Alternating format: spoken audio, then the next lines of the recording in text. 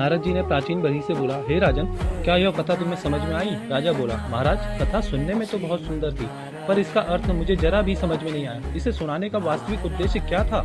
नारद जी बोले, हे राजन, यह जो कथा तुम्हें मैंने सुनाई है, यह केवल पुरंजन की नहीं, बल्कि हम सबके जीवन की कथा है। इस कथा के दो मित्र वास्तव में जीवात्मा और परमात्मा है। परमात्मा ही अभिज्ञात मित्र है और हम सब पुरंजन है। हे राजन, हम सब संसार को देखने के मोह में घर से निकल पड़े। संसार में बहुत भटके, अनेक नगर देखे, पर कोई नगर हमें भाया नहीं। वे नगर क्या थे? वे थे 84 लाख योनियां, जिनमें जीव भटकता रहता है। अंत में हमें एक नगर प्रिय लगा, 9 द्वारों वाली यह मानव देह। यह नगर हमें सबसे उत्तम प्रीत हुआ और हम इसी में रम गए। इस नगर में आकर हमने एक सुंदर कन्या से विवाह कर लिया। वह कन्या और कोई नहीं, हमारी बुद्धि ही है, और वही बुद्धि हमें अपने सारों पे नचाने लगी।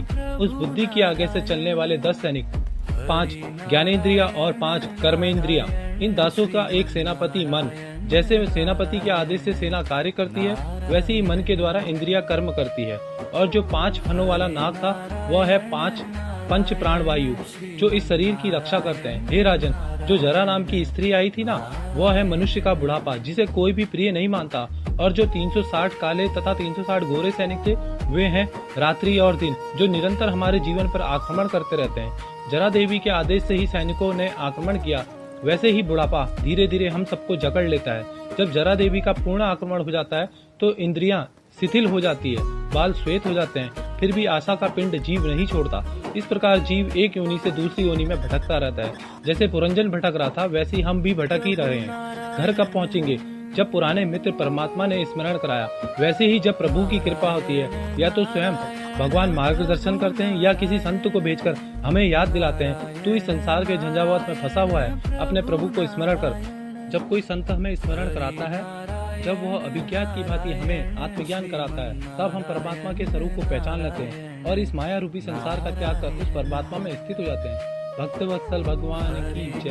यह सुनकर राजा प्राचीन बरी गदगद हो उठे और बोले, गुरुदेव, आपने तो मुझे घर की याद दिला दी। मैं कौन हूँ, यह सत्य आपने मुझे स्मरण करा दिया। नारद जी प्रसन्न हुए, राजा को आशीर्वाद दिया और कहा, इसलिए हे राजन, तुम हरि का भजन करो। जय हरि विष्णु।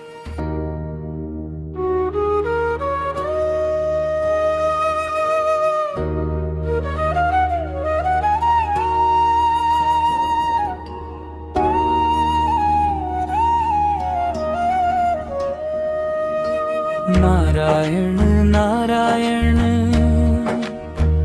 श्रीमन नारायण